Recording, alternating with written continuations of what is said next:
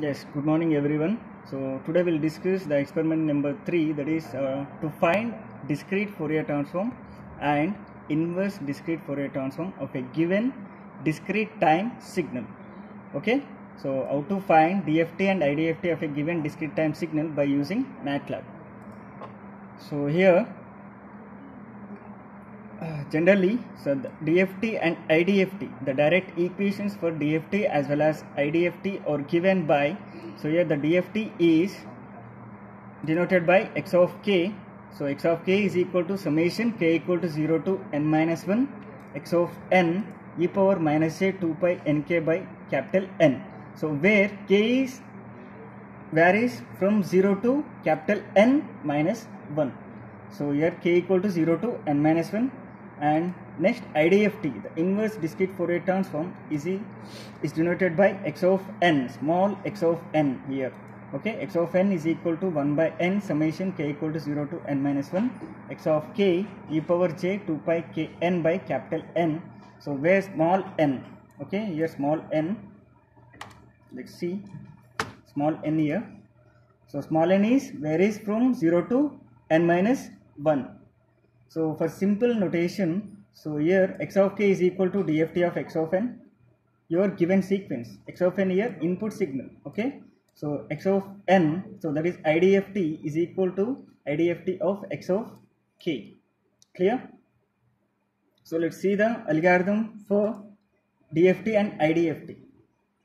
Okay, so step 1 is get the input sequence. So here get the input sequence is, that is from user, okay. So how to give the input sequence, that is 4 point or 8 point, whatever the sequence length, okay. How to give the input sequence by yourself or either included in your program directly, okay. So step 2, find the DFT of the input sequence using direct equation of DFT. So by using this equation, how to find the DFT as well as IDFT also. So this is called the direct equation of DFT and direct equation of IDFT.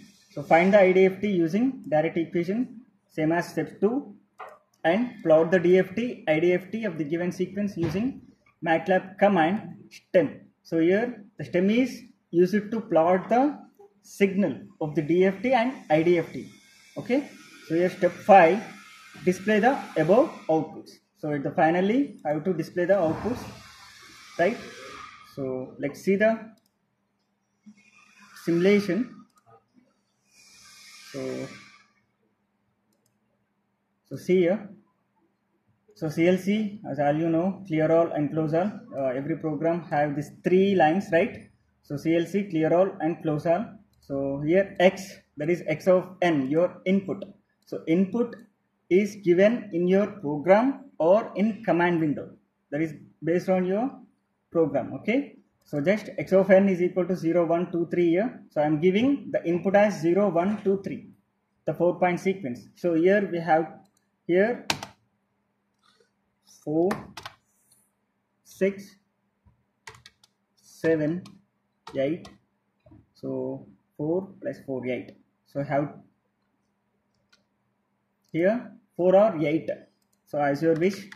If it is 4 point sequence, just give the 4 sequence. If it is 8 point sequence, just give 8 indexes, okay. So capital N is length of x. So that is length of x is here 4, right?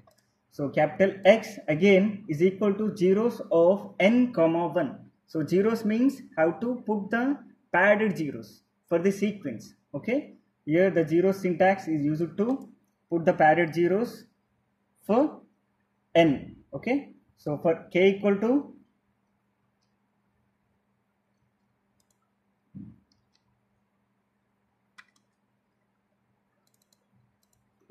for k equal to 0 to n minus 1 as well as for n equal to 0 to n minus 1, how to find the DFT, okay. So for that we need this equation. That is x of k plus 1 is equal to k plus 1 plus x of n plus 1 into e power minus j 2 pi nk by n. So this is same as direct equation, but in MATLAB have to give the k plus 1. So y means here the plus 1 is indicates the index of your sequence. So here in MATLAB the index will be started from 1. Okay, so in generally the index is started from 0, but in MATLAB the index is started from 1 here. So after giving the equation, just end.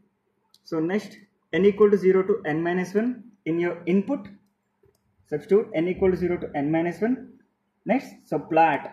So subplat is used to plat the subplats in your one plat. Okay, so subplat 3 1 1. So 3 means, so subplats are 3 here.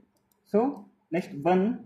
So the position is 1. The first position is the input signal, right? In your 3 subplats, the first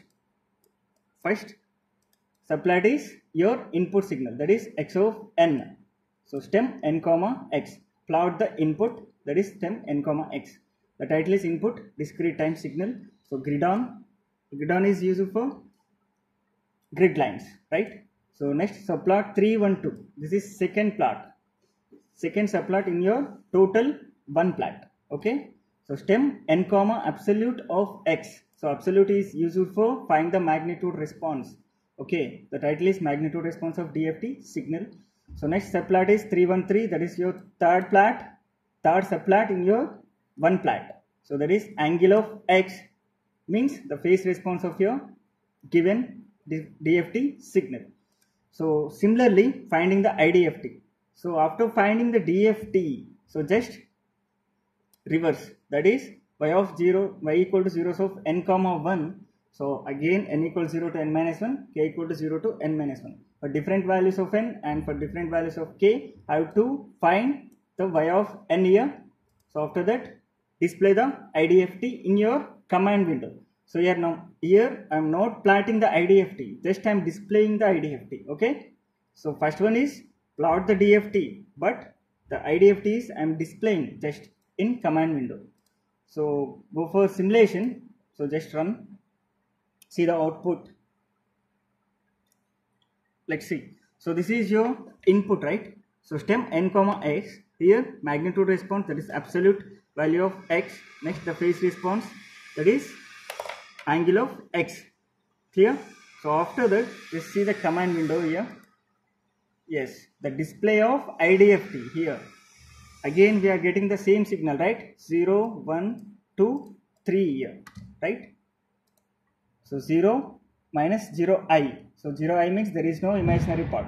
1 0i, there is no imaginary. 2i, there is no imaginary. 3i. So just 0 1 2 3. So here if 4 is there, 4. That's it. So this is how to find a DFT and IDFT for a given discrete time signal.